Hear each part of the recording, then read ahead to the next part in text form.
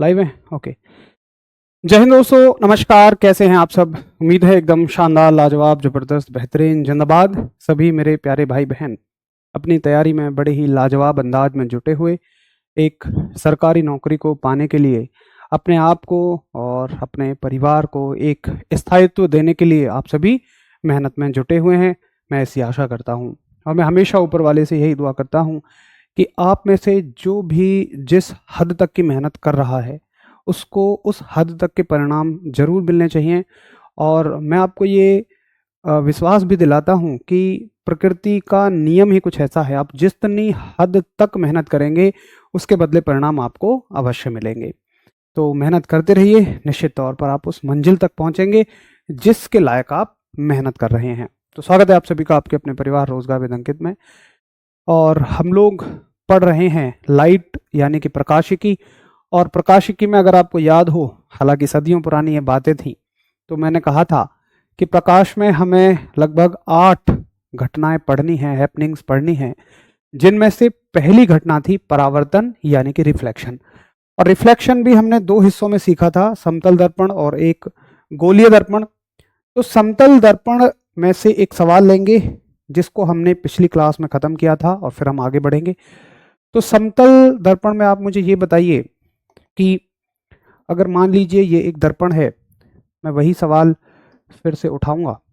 अच्छा, मुझे ये बता दीजिए कि समतल दर्पण के लिए कौन सा सही है। बस समतल या परावर्तन के लिए कौन सा कथन सही है, रिफ्लेक्शन के लिए कौन सा कथन सही है।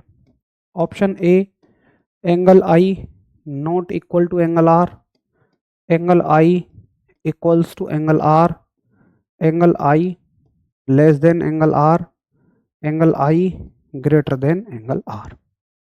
ठीक है, ये ग्रेटर देन का निशान है। बताइए इनमें से कौन सा ठीक है। नई कार के लिए शुभकामनाएं भाई, बहुत सारा प्यार आप सभी का, बहुत सारा, बिल्कुल दिल से आभार। और मैं तो बस यही कहूँगा कि सब आप सभी मेरे प्यारे से भाई बहनों की जो दुआएं हैं, ऊपर वाले का आशीर्वाद है, माता पिता का आशीर्वाद है।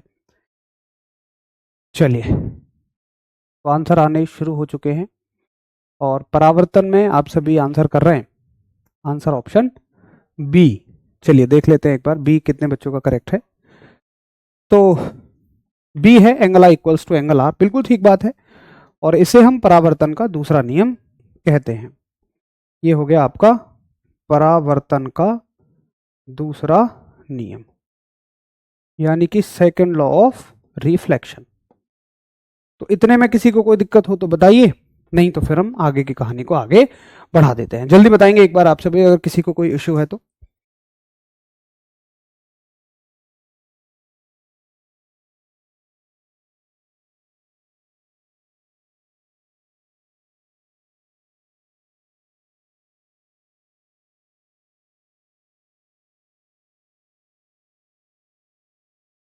चलिए, किसी को कोई दिक्कत नहीं है और हम आगे चल सकते हैं।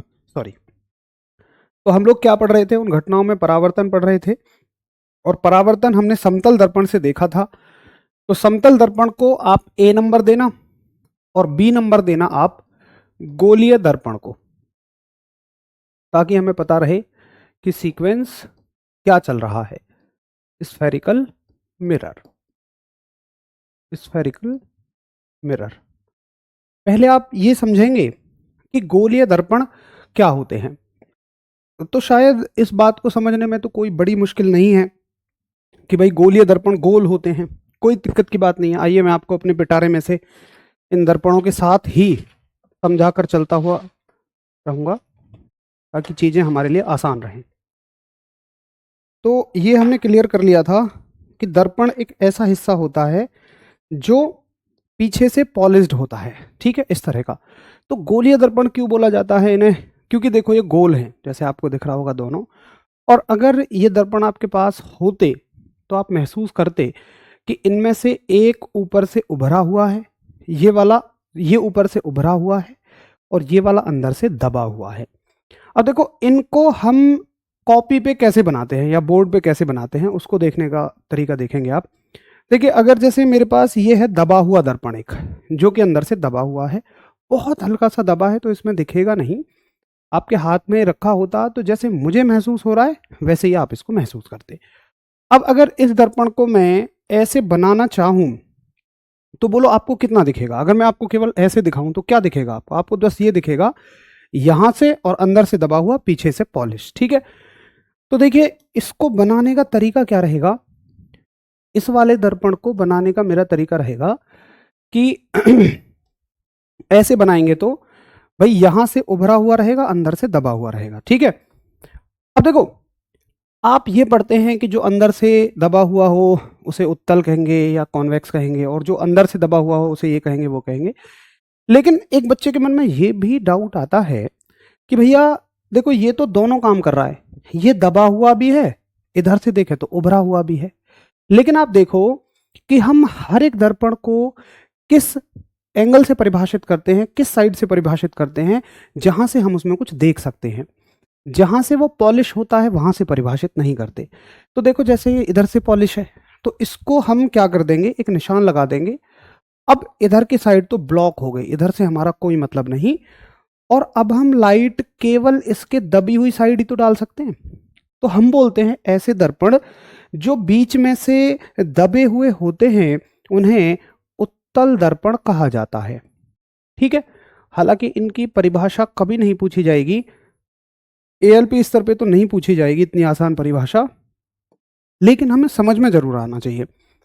अब ये जो दर्पण है जो बीच में से उभरा हुआ है, अब इसको कैसे बनाऊंगा मैं? भाई इसको बनाने के लिए अगर मैं ऐसे रखूंगा इसको तो मुझे ये साइड उभरी हुई बनानी पड़ेगी, ये साइड मुझे ऐसे उभरी हुई बनानी पड़ेगी, और इस पे देखो दबी हुई साइड पे पॉलिश है, यहाँ इस पर ये पॉलिश है, और इधर की साइड ही इस पे हम रेज डालेंगे, किरणें डालेंगे, इधर तो डाल नहीं सकते।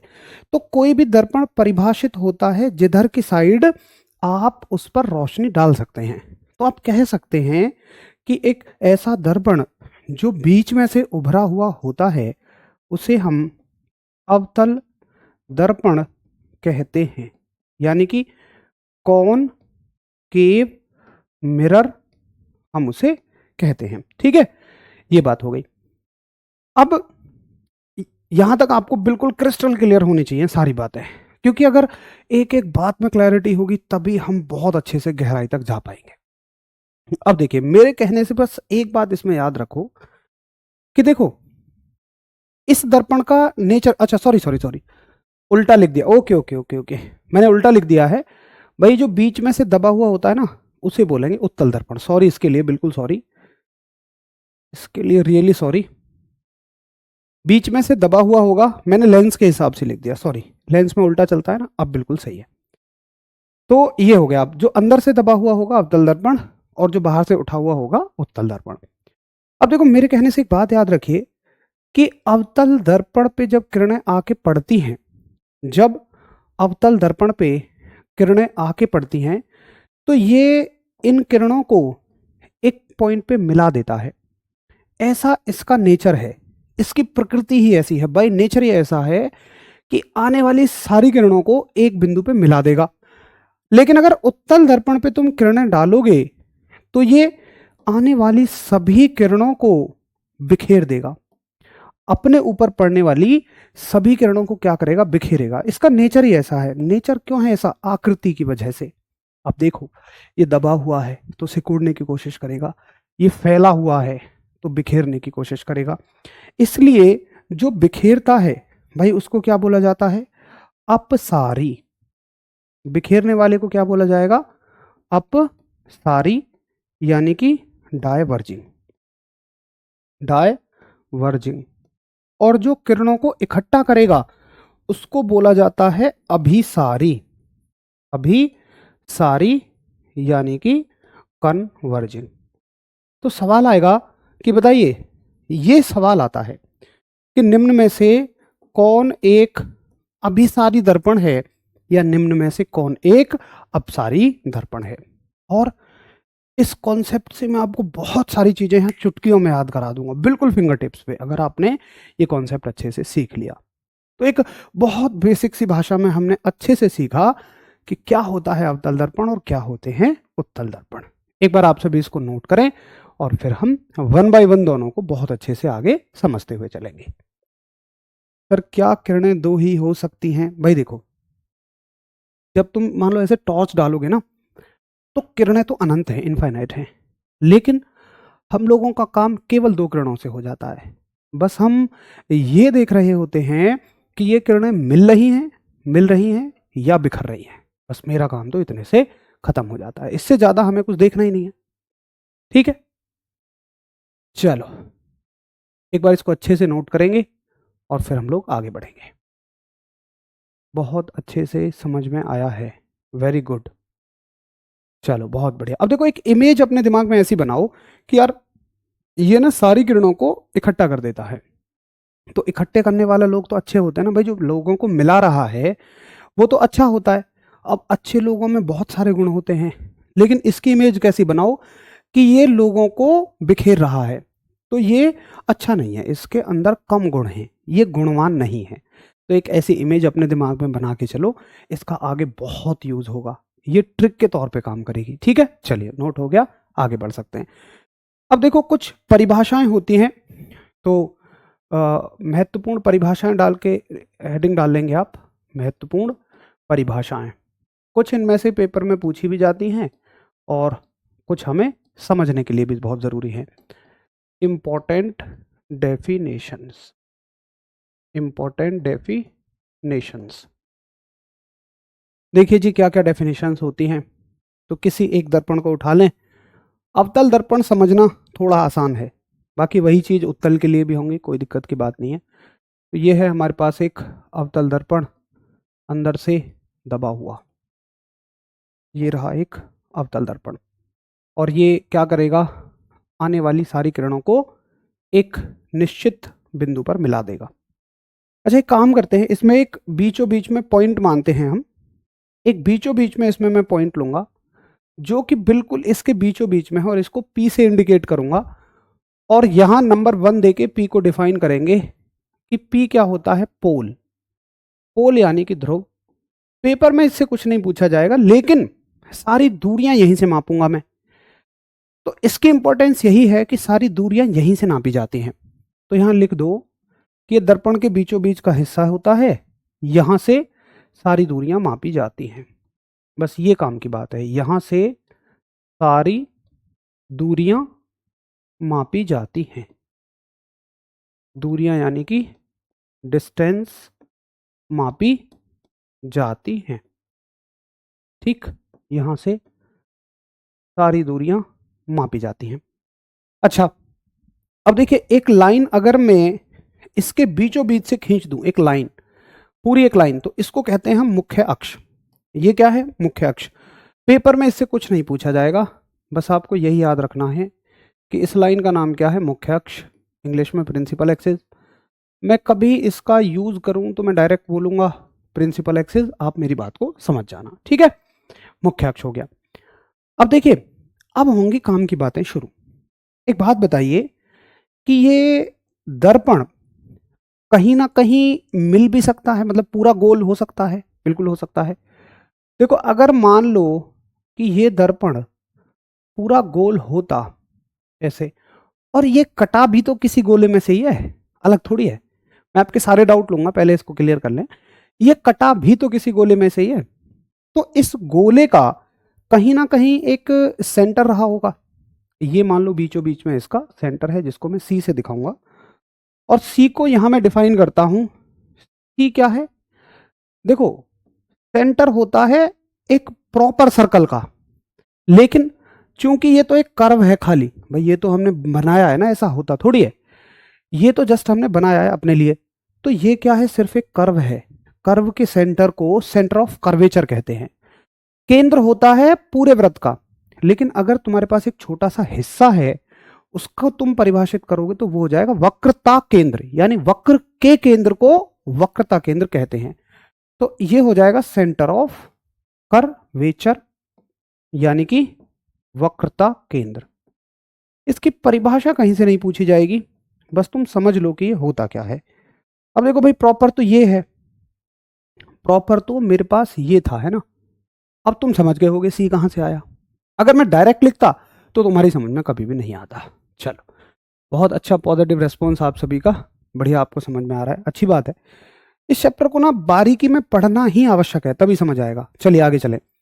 अब देखो क्या होगा, जैसे कि ये नेचर से क्या है कि किरणों को एक जगह पे इकट्ठा कर देता है। तो जिस जगह पे किरणें आके मिलती हैं उसको कहते हैं हम फोकस। उस पॉइंट को क्या बोलते हैं हम? फोकस। उस बिंदु को बोलते हैं फोकस। तो फोकस क्या होता है? फोकस होता है कि जहां पर किरणें आकर मिलती हैं, और इसको हम एफ से दिखाते हैं।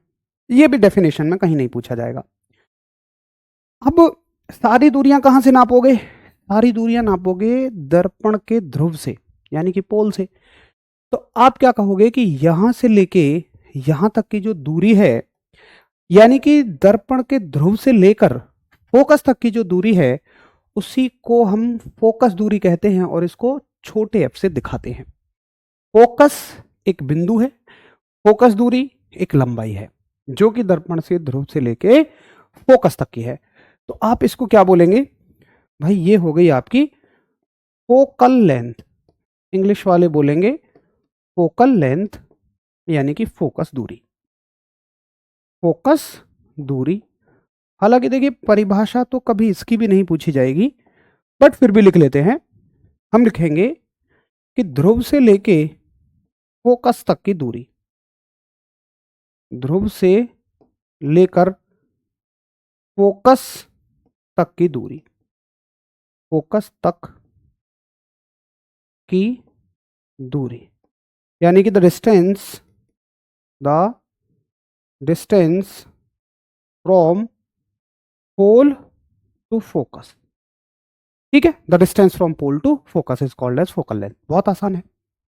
एक साथ डाउट ले लूंगा सभी के, पहले एक बार इनको पूरा क्लियर कर लेते हैं। मोमेंटम थोड़ा अच्छा बना हुआ है, चीजें बेहतर क्लियर हो रही है। अब देखिए, अगर हम किसी दर्पण की या किसी गोले की सरकमफ्रेंस से उसके सेंटर तक के डिस्टेंस को देखें तो वो क्या होगी? आप कहोगे भैया ये तो रेडियस रहेगी, ये तो त्रिज्या होती है। भाई परिधि से लेके केंद्र तक की दूरी, सरकमफ्रेंस से लेके सेंटर तक की दूरी क्या रहती है? त्रिज्या होती है। लेकिन ये तो वक्र की त्रिज्या है, ये तो कर्व की रेडियस है, तो इसे बोलते हैं हम रेडियस ऑफ कर्वेचर। तो यहां एक 5वां पॉइंट बनाते हैं और हम कहेंगे ये होती है वक्रता त्रिज्या। वक्रता त्रिज्या यानी कि रेडियस ऑफ कर्वेचर। इसकी डेफिनेशन ना कहीं पूछी जाएगी, ना शायद आवश्यकता है, और इसे हम आर से दिखाते हैं। अब तक तुम ये सोच के परेशान हो कि यार बहुत सारी चीजें तो ऐसी हैं जिनसे कुछ पूछा ही नहीं जा रहा। लेकिन देखो, जैसे बर्फ होती है, बर्फ, तो बर्फ जो पिघलती है, ऐसा तो नहीं है, या मान लो लोहा पिघला रहे हो तुम, तो लोहा ऐसा तो है नहीं कि माचिस दिखाते ही पिघला जाएगा। 716 डिग्री सेंटीग्रेड पे वो पिघलता है, और 716 डिग्री सेंटीग्रेड टेम्परेचर तुम एक साथ भी नहीं बना सकते हो। तुम पहले 1 से 100 तक जाओगे, फिर 200, 300, 400, 500, 600, 700, 710, 711, 12, 13, 14, 15, 716 ऐसा पॉइंट आएगा जब वो पिघल जाएगा। लेकिन क्या वही पॉइंट जरूरी है? पीछे के पॉइंट जरूरी नहीं है, सारे जरूरी हैं। ऐसे ही इनमें से बहुत सारी चीजें पेपर में आएंगी, बहुत सारी डायरेक्ट नहीं आएंगी, लेकिन आगे की चीजों को समझने के लिए उनकी बड़ी आवश्यकता है, ये समझ लो। चलिए, तो एक पेपर में आने वाली चीज करते हैं। एक रिलेशन आता है छोटा एफ में और आर में। अब मुझे ये बताओ इनमें कौन बड़ी दिख रही है? तो आप कहेंगे आर ऑब्वियसली बड़ी है एफ से, एफ छोटी है आर बड़ी है, और आर जो है वो डबल होती है किसकी? एफ की। ये बात याद रखना, ये बड़ा इंपॉर्टेंट रिलेशन है कि आर रेडियस जो होती है, रेडियस ऑफ कर्वेचर, ये फोकस दूरी की दोगुनी होती है, या मैं ऐसे भी कह सकता हूं कि फोकस दूरी रेडियस ऑफ कर्वेचर की आधी होती है। तो ये बड़ा इंपॉर्टेंट है, इससे डायरेक्ट सवाल भी आ सकता है, या ये फॉर्मूला डायरेक्ट भी आ सकता है। एक छोटा सा सवाल बन जाएगा, एफ या आर की वैल्यू दे देगा। ठीक है, तो एक बार जिनको समझ में आ गया वो नोट करें, थम्स अप करें। कोई डाउट है तो कृपया करके पूछें। सर आपने अच्छा किया माता पिताजी को पार दिलवा कर। अरे यार भाई, शायद आप सभी ने वो वीडियो देख लिया है। यार देखो, मैं मानता हूँ कि एक मध्यम वर्गीय परिवार के हर एक बेटे और बेटी का ये सपना होता है कि वो किसी न किसी रूप में ना मतलब अपने माँ बाप को तो हमेशा ही खुश करके रखे। चाहे और लोगों की ज़िम्मेदारी वो निभाए ना निभाए, वो अपनी ज़िम्मेदारी खुद से निभाएँ, लेकिन माँ बाप के प्रति हमेशा एक, चाहे वो, मैं मानता हूँ कि वो एक एक नालायक बच्चा भी क्यों ना सही, लेकिन उसकी भी सोच यही रहती है कभी ना कभी आगे, क्या उसके माँ बाप तो दुख ना पाएँ। और आप सभी भी एक मध्यम परिवार से ही बिलोंग करते हैं, तभी आप तैयारी भी कर रहे हैं, तो करते रहिए मेहनत। मैं महसूस करता हूँ उन दिनों को जब हम माँ बाप को खुशी दे रहे होते हैं। मैं बता रहा हूँ खैर कि उनका जो आनंद है वो तो आप तभी उठा पाएँगे जब आप सच में उस पल को जी रहे होंगे। लेकिन मैं ये कह रहा हूँ कि पूरी दुनिया की सारी खुशी भी तुम्हें मिल जाए ना, वो उससे भी ज़्यादा होता है जब तुम्हारे माँ-बाप के चेहरे पे तुम्हारी किसी काम से मुस्कान होती है। सच में तुम्हें बहुत अच्छा लगेगा। तो करते रहो अच्छे से मेहनत। सभी को सभी की मेहनत के अनुसार ज़रूर मिलेगा। ठीक है? चलिए, तो सभी ने इसको नोट कर लिया बहुत बढ़िया तरह से। अच्छा, ये देखो सारी डेफिनेशंस ना उत्तल दर्पण के लिए भी वैलिड है, लेकिन उत्तल दर्पण को समझना थोड़ा सा टिपिकल है, उसमें रेज बिखर जाती है ना। हालांकि ऐसे कभी नहीं पूछेगा उत्तल या अवतल के लिए अलग, जो डेफिनेशन कॉमन है वो कॉमन है। आइए अब एक अगले मुद्दे पर चलते हैं। एक बड़ा ही बेहतर मुद्दा है जिसका नाम है गोलीय दर्पण द्वारा प्रतिबिंब बनने के नियम। कुछ नियम होते हैं जिनकी वजह से प्रतिबिंब बनता है। गोलीय दर्पण द्वारा प्रतिबिंब बनने के नियम। गोलीय दर्पण द्वारा प्रतिबिंब बनने के नियम, यानी कि laws of image formation. Laws of image formation through mirror. अब देखो, दरअसल होता क्या है कि आप सभी ने बहुत पढ़ा होगा कि कोई दर्पण छोटी इमेज बना रहा है, कोई बड़ी बना रहा है, कोई उल्टी बना रहा है, कोई सीधी बना रहा है। तो ऐसा क्यों होता है? ऐसा इसलिए होता है कि जब दर्पण और वस्तु के बीच की दूरी चेंज होती है तो उसमें बनने वाली जो इमेज है, जो प्रतिबिंब है, उसका भी आकार चेंज हो जाता है। लेकिन वो कुछ नियमों से होता है और वो नियम हमें अच्छे से समझने होंगे। देखो पहला नियम क्या है?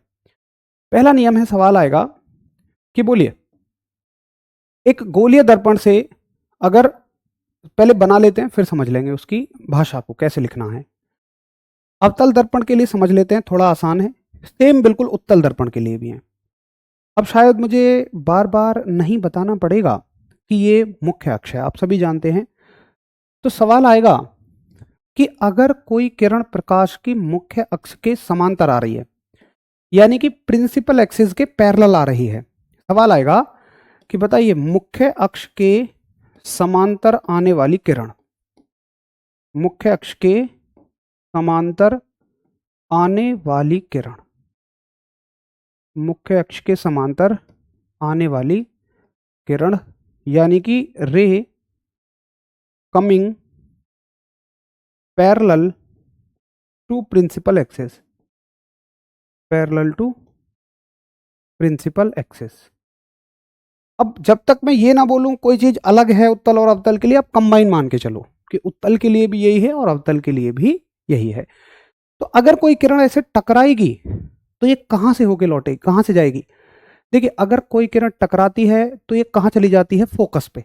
ठीक है, मतलब फोकस पे होके निकल जाएगी। अगर अकेली किरण है तो ये निकल जाएगी और दो हैं तो मिल जाएगी। ऐसे अकेली किरण है तो टकरा के निकल जाएगी, यानी ये जहां टकराएगी मुख्य अक्ष को वो बिंदु क्या होगा? फोकस। एग्जैक्टली यही सवाल आएगा कि मुख्य अक्ष के समांतर आने वाली किरण, आप कहेंगे कि टकराने के बाद फोकस से गुजरती है, फोकस से गुजरती है। ये प्रैक्टिकली है ऐसा। Ray coming parallel to principal axis, आप कहेंगे passes through, passes through focus, ये फोकस से जाती है। अच्छा, दूसरा देखिए आप, दूसरा आपसे पूछा जाएगा कि प्रकाश की कोई किरण अगर आ ही फोकस से रही हो, बहुत बढ़िया बात है कि भाई अगर कोई किरण आ ही फोकस से रही है तो क्या होगा? देखिए जैसे ये किरण है और वो कहता है कि अगर, और ये तो मुख्य अक्ष है, अगर ये एक किरण ऐसे फोकस से आ रही है यहां से, मतलब हमने टॉर्च को ऐसे जलाया है कि वो फोकस से होकर गुजरे, तो जस्ट इसका ऑपोजिट हो जाएगा। ये किरण कहां से जाएगी? मुख्य अक्ष के समांतर हो जाएगी। ठीक है, तो अगर कोई किरण मुख्य अक्ष के समांतर आती है, इसकी डेफिनेशन हालांकि आप समझ गए होंगे कि अगर ये किरण फोकस से आती है, सॉरी, अगर ये किरण फोकस से आती है, फोकस से आने वाली किरण, मैं शॉर्ट में लिख देता हूं, आप समझ जाएंगे, कहां से गुजरेगी? मुख्य अक्ष के समांतर, मुख्य अक्ष के समांतर। यानी कि आप ऐसे लिखेंगे कि coming from focus, coming from focus, तो आप कहेंगे कहां से पास होगी? Passes through principal axis, passes through principal axis, कि ये मुख्य अक्ष के समांतर होके गुजर जाएगी। ठीक है, तो एक बार नोट करेंगे इसको, और किसी को कोई समस्या हो तो मुझे बताएंगे, बाकी सब कुछ ओके है तो बताएंगे। एक बार इसको नोट कर लेंगे सभी लोग।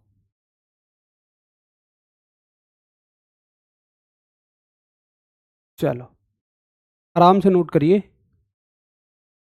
सर ये पहले कभी समझ नहीं आए, बहुत अच्छे से समझ आ रहे हैं। चलो भाई बहुत बढ़िया, ये बड़ी ज़बरदस्त बात है कि, और इनको समझे बगैर हमें आगे का मुद्दा समझ ही नहीं आएगा। हालांकि यहाँ से तो सवाल भी आते हैं, बस सवाल बोल देगा बिल्कुल एज इट इज, इसका आंसर सामने लिखा होगा।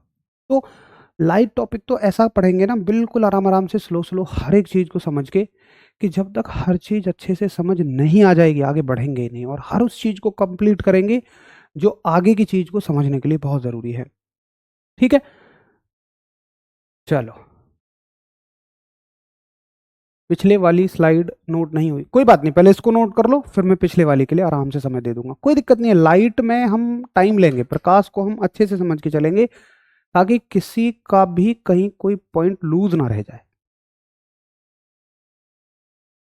चलो ये लो, मैं जल्दी कर लो, लेकिन थोड़ा मेरे साथ भी नोट करते रहा करो ना यार, ये नोट जल्दी कर लोगे तो हमारा टाइम बच जाएगा।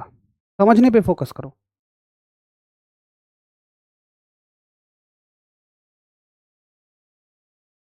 चलिए बहुत बढ़िया, नोट हो गया। अब देखिए तीसरा नियम क्या कहता है इसमें, सवाल आएगा कि बताओ अगर कोई किरण आ रही है सेंटर ऑफ कर्वेचर से, जैसे ये एक किरण है और ये कहां से आ रही है? ये आ रही है सेंटर ऑफ कर्वेचर से। तो बताइए कि ये कहां से गुजरेगी? जैसे ये किरण आ रही है, अच्छा ऐसे आ रही हो चाहे ऐसे आ रही हो, उससे कोई फर्क नहीं पड़ता, ऐसे टॉर्च जला लो चाहे ऐसे जला लो, पीछे भी हम चाहे तो ऐसे गुजार दें या फिर ऐसे गुजार दें, मतलब इधर से गुजारे, सॉरी, ऐसे करके तो वो ऐसे लौट जाएगी, कोई दिक्कत नहीं है उसमें। अब देखो प्रैक्टिकली है ये कि अगर कोई प्रकाश की किरण सी से आएगी तो वो वापस भी सी से ही जाएगी, ये बात याद रखना। अगर प्रकाश की कोई किरण सी से आ रही है तो बिल्कुल टकरा के वापस अपने रास्ते लौट जाएगी। तो आप ऐसे लिखेंगे कि, मैं सी नाम लिख देता हूं, आप समझ जाएंगे सी क्या है। इस सी से आने वाली किरण, सी से आने वाली किरण, यानी कि ray coming from, ray coming from centre of curvature, आप कहेंगे सी से ही होकर, सी से ही होकर वापस लौटेगी, सी से ही होकर वापस लौटेगी, यानी कि गोज बैक फ्रॉम सी, या रिफ्लेक्ट बैक अच्छा लिखा, अच्छा लगेगा, क्योंकि रिफ्लेक्शन पढ़ रहे हैं तो रिफ्लेक्ट बैक अच्छा लगेगा,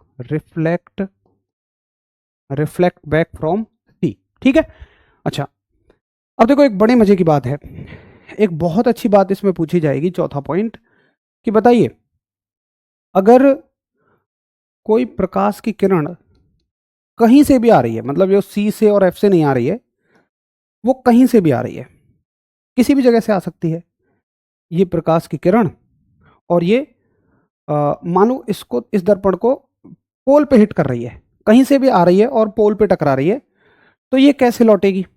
तो इसके लिए हम ऑलरेडी एक नियम पढ़ चुके हैं कि भाई देखो ये कॉमन नॉर्मल से, यानी कि अभिलंब से जितना कोण बनाएगी, एंगल आई, उतना ही एंगल से ये वापस लौट जाएगी, बस। अगर कोई किरण ध्रुव से टकराती है, पोल से टकराती है, तो जितने एंगल से वो आएगी उतने ही एंगल से वापस लौट जाएगी। तो आप यहां कह सकते हैं कि भाई ये हमेशा एंगल बराबर होंगे। ठीक है, जिस एंगल से आएगी उस एंगल से वापस लौट के चली जाएगी, इसमें कोई दिक्कत की बात नहीं है। तो आशा करूंगा कि आप मेरी बात को बहुत अच्छे से, बेहतर तरीके से, एकदम बढ़िया तरीके से समझ गए होंगे।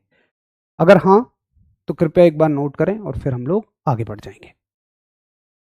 नोट करें, थम्स अप करें। कोई समस्या है तो मुझे बताएं, नहीं तो फिर हम आगे का रुख कर सकते हैं।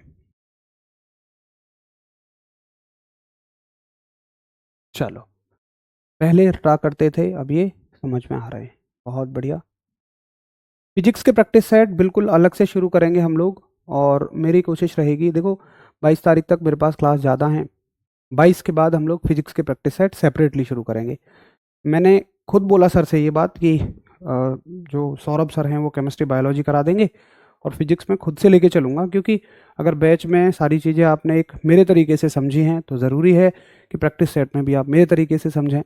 दूसरा, मैं हमेशा कहता हूँ कि थ्योरी कितनी ही पढ़ लो, 70% सिलेबस कवर होगा, 30% क्वेश्चंस की फॉर्म में ही होता है, और 25 या 20% और कहिए, क्योंकि 10 या 5% सिलेबस कभी कंप्लीट नहीं होता, वो हमेशा आउटसाइड से मिलेगा।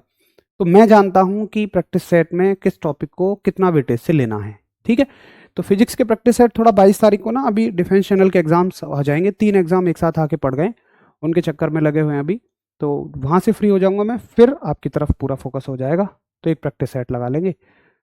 और हो सकता है कि तब तक तो आपकी मेरे हिसाब से 2 हफ्ते में क्लास भी खत्म हो जाए।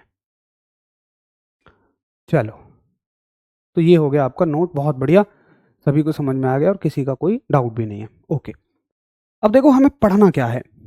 आप सभी ने 10th क्लास अगर ध्यान से की हो, या 12th क्लास की हो, 11th में नहीं आता ना, 9th में आता, 10th 12th में आते हैं, एक रे फॉर इमेज फॉर्मेशन होता है, यानी कि प्रतिबिंब को बनाना रहता है। आप मिरर बनाते हैं, लाइन खींचते हैं, फिर ये देखते हैं कि ये लाइन कहाँ जा रही है, और उसके हिसाब से हम डिसाइड करते हैं इमेज की 4 प्रॉपर्टी, 4 गुणों को जज करते हैं। अब देखो भाई, कॉम्पिटिटिव एग्जाम्स में तो हमें ये पेंसिल, स्केल, उन सब की जरूरत पड़ती है, रबर कटर ये सब मिलेंगे नहीं, और ना ही हमारे पास इतना समय होता कि हम उसको ड्रॉ करके बना पाएं, और वो बगैर स्केल स्केल के ड्रॉ करना असंभव है। अब अगर तुम उसे रटने की कोशिश करोगे तो देखिए क्या होगा, जैसे अवतल दर्पण से ही बनने वाले प्रतिबिंब के मैं गुणों को पढ़ूंगा, तो टोटल 48 गुण अवतल दर्पण से हैं, खाली कॉनकेव मिरर से हैं, उतने ही उत्तल दर्पण से होंगे, 96 हो गए, सॉरी 24 अवतल दर्पण से, 24 इससे 48, दोनों से 48 हो गए, और 48 ही लेंस में पढ़ने पड़ेंगे, तो 96 पॉइंट्स तुम नहीं याद कर पाओगे, जबकि सारे पॉइंट्स लगभग लगभग सिमिलर होंगे, कंफ्यूजन होता है। तो इसके लिए ना मैंने एक ट्रिक बनाई हुई है, बड़ी ही शानदार, लाजवाब, बेहतरीन सी ट्रिक है, लेकिन मैं चाहता हूं कि वो पूरा का पूरा एक ही सेशन लगे, यानी अवतल दर्पण का उत्तल दर्पण उसी में कवर करें, अवतल लेंस, उत्तल लेंस, सब उसी में कवर हो जाए, तो दर्पण और लेंस चारों उसी में कवर हो जाने चाहिए। लेकिन अभी हमारे पास शायद टाइम नहीं है, हमारे पास कम टाइम है, और उसमें कम से कम मुझे पूरा 1 घंटा चाहिए होगा। तो एक काम करते हैं कि बचे हुए जो हमारे पास 45 मिनट की क्लास हम रखेंगे, तो 10-12 मिनट जो हैं उनको मैं एक तरह से आपका सरप्राइज टेस्ट लेने में निकाल लेता हूँ, क्योंकि यहाँ से आगे जो है कल ही पढ़ेंगे, वो मुझे पूरा एक सेशन चाहिए होगा, बीच में कट होगा तो उसमें मज़ा नहीं आएगा, फिर आप भी भूल जाओगे, और मुझे परसों फिर उतनी, मतलब कल फिर उतनी मेहनत करनी पड़ेगी, शुरू से सारी चीज़ें बतानी पड़ेंगी। ठीक है, चलिए, तो एक सरप्राइज टेस्ट के लिए तैयार हो जाओ, और मैं हर एक चैप्टर से एक एक सवाल ले रहा हूं, और सवाल वो लूंगा जो बहुत इंपॉर्टेंट है। ठीक है, आप उन सभी के आंसर मुझे करके दिखाओ। चलो, पहला क्वेश्चन है मेरा, मुझे बताओ एक प्रकाश वर्ष में कितने मीटर, एक प्रकाश वर्ष में कितने मीटर, यानी कि एक लाइट ईयर में कितने मीटर, एक लाइट ईयर में कितने मीटर। ठीक है, करके बताते रहो। दूसरा सवाल, थोड़ा टाइम का यूज हो जाएगा, आपको भी ऐसा ना लगे कि मास्टर के पढ़ाने के मन में नहीं है, या ये टाइम कहीं जाना चाह रहा है, ऐसा नहीं है, मेरे मन में है, लेकिन समय उतना नहीं है। तो दूसरा सवाल मेरा आपसे है, एक सवाल लेते हैं हम गति से, और गति से मेरा सवाल है आपसे कि बोलो त्वरण का घटना क्या कहलाता है, वेग का घटना, सॉरी, वेग का घटना, वेग का घटना क्या कहलाता है, decrease in velocity, decrease in velocity. एक शब्द इसको दीजिए, और आज मैं आपको ऑप्शन भी नहीं दूंगा, ऑप्शन से तो आसान बन जाएगा, आपको याद होनी चाहिए सारी चीज़ें। चलो, वेग का घटना हो गया। तीसरा मेरा सवाल आपसे, अगला सवाल गति के नियम से लेते हैं। तो जड़त्व का नियम किसने दिया? जड़त्व का नियम किसने दिया? Law of inertia.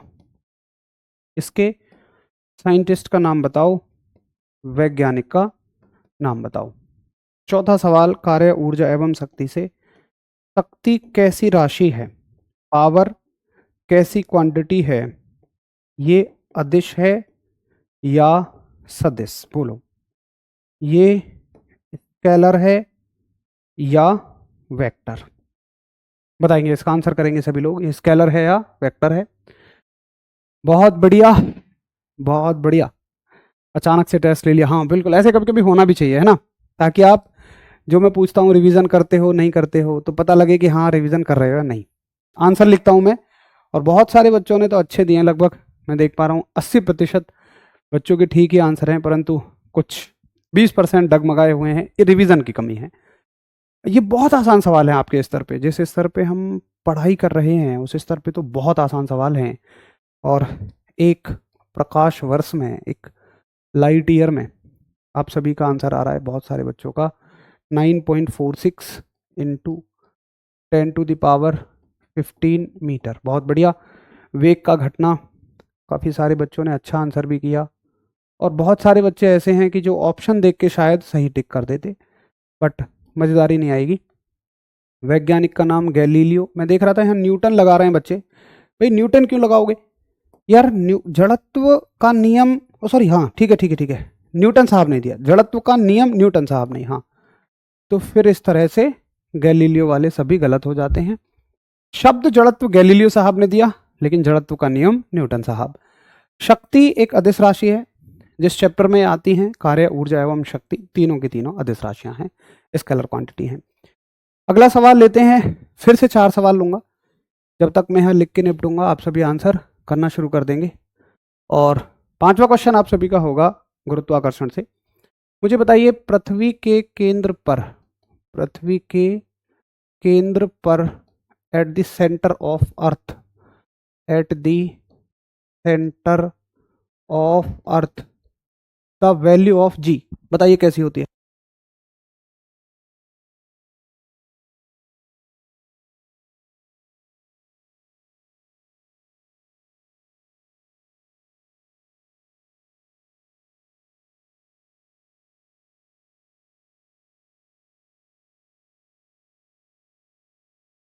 ठीक है, बताइए, पृथ्वी के केंद्र पर, at the centre of earth, what is the value of G? G की वैल्यू बताएंगे। चलो, इसका आंसर लगभग आना शुरू हो गया है, बहुत सही आंसर है, वेरी गुड। लेकिन मैं बाद में लिखूंगा, अभी 1-2 सवाल और लिख लेता हूँ। अगला क्वेश्चन लिखेंगे हम लोग सॉलिड वाले चैप्टर से, और मैं पूछूंगा यंग प्रत्यास्थता गुणांक का मात्रक। देखो, अगर आपको ना अब चीज़ें याद हैं, ये एक बहुत अच्छा काम हुआ आज, जाने अनजाने में मान लो, तो ये मान लो कि आपको अगर इनके आंसर दे पा रहे हो ना, तो आपका रिवीजन बहुत अच्छा है। और ये समझो, आपकी जो अभी हालत है वही हालत पेपर में होगी, पेपर में बिल्कुल यही हालत होगी। आंसर याद आ रहे हैं तो आपको वहां भी याद आएंगे, यहां याद नहीं आ रहे तो वहां भी याद नहीं आएंगे, रिवीजन आपका अच्छा नहीं है। आगे देखिए, 7वां क्वेश्चन लेते हैं प्रेशर से। एक अच्छा सवाल लूंगा आपके लिए, और मुझे आप बताइए कि द्रव का दाब क्षेत्रफल बढ़ने पर, क्षेत्रफल बढ़ने पर, यानी कि pressure of liquid on increasing area, on increasing area, क्या फर्क पड़ेगा? घटेगा, बढ़ेगा, जो भी आपको लगता हो वो आंसर बताएंगे। 9वां सवाल साउंड से लेते हैं, और मुझे बताएंगे तारत्व का संबंध किससे है? पिच किस फैक्टर पे निर्भर करती है? ये बात आप बताएंगे। 10वां सवाल, 0 डिग्री सेंटीग्रेड में कितने फ़ारेनहाइट? 10वां सवाल। 11वां सवाल इलेक्ट्रिसिटी से लूंगा मैं, और इलेक्ट्रिसिटी में मैं आपसे पूछूंगा कि बताइए प्रतिरोधकता का मात्रक। प्रतिरोधकता का मात्रक, यानी कि यूनिट ऑफ रेजिस्टिविटी। चलो 11 सवाल बहुत है, इनके आंसर करिए।